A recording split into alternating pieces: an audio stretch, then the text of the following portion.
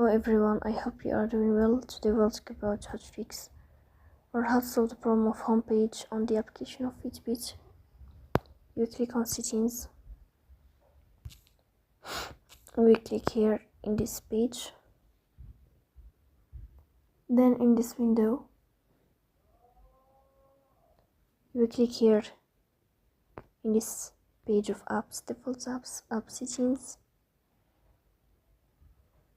Then we click on this window and you will search about Fitbit.